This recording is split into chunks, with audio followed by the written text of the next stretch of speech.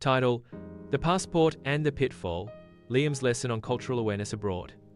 Liam was thrilled. A 32-year-old marketing consultant from Dublin, he'd landed a 6-month contract in Tokyo, Japan. It was his first time in Asia, and he was excited to explore new places, taste strange food, and maybe post a few humble brags on Instagram. Armed with 2 suitcases, a phrasebook app, and a love for sushi, Liam stepped off the plane confident and clueless. That was his first mistake. At a welcome dinner with his new Japanese colleagues, Liam tried to be polite. He even greeted everyone with a loud "Konnichiwa." He thought enthusiasm made it authentic. During the meal, he finished his tempura and planted his chopsticks straight into the bowl of rice, just like candles on a birthday cake. Suddenly, the table went silent. His manager, Mr. Saito, politely reached over and removed the chopsticks. He smiled and said, "In Japan, this is only done at funerals." Liam's face turned beet red. Liam visited a client's home for a casual meeting and stepped inside with his shoes on. Not just any shoes. His muddy, post-rain sneakers. The client's smile faded.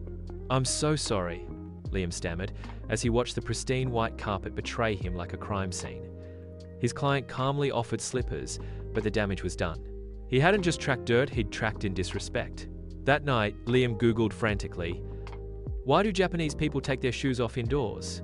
He spent 2 hours in a rabbit hole of cultural do's and don'ts. That night, he began to understand something important.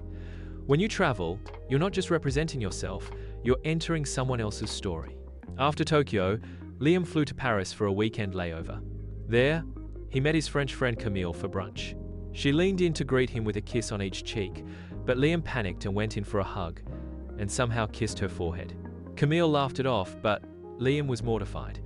Different country, different rules. Even greetings came with their own map.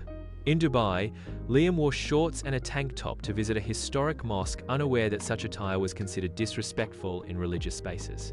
A kind staff member stopped him at the entrance and offered him a traditional robe to wear. Liam complied, feeling awkward but grateful. He later learned that dressing modestly isn't just about religion, it's about honoring shared values. After 4 weeks and 4 cultural faux pas, Liam did what most travelers don't. He got humble. He downloaded local etiquette guides. He started asking questions, not just, "Where's the best coffee?" but "How do I show respect here?" He made mistakes still, but smaller ones, and people noticed the effort. In Seoul, he bowed slightly when greeting elders.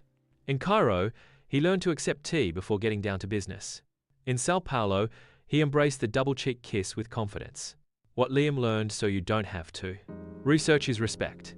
Before you travel, take an hour to read about the country's norms, greetings, meals, dress codes, religious spaces, body language. Listen more than you speak. Watch how locals act. Copy them respectfully. Silence is safer than blurting out something offensive. Ask before you assume. Not sure what to wear? Say or do. Ask. Most locals appreciate the effort and are happy to guide you. Humility travels well. You're a guest in another culture. Curiosity, kindness, and open-mindedness go further than confidence ever will. 6 months later, Liam returned to Dublin with more than souvenirs and selfies. He'd become a global citizen, not just someone who travels the world, but someone who understands that culture isn't a tourist attraction, it's a way of life. He now says, "I used to travel to take pictures. Now I travel to understand people." So the next time you pack your bags, remember Liam's story. Your passport opens borders, but respect opens doors. For more real stories, cultural tips, and grown-up guidance in a global world, follow for more and hit subscribe. Safe travels and even safer cultural landings.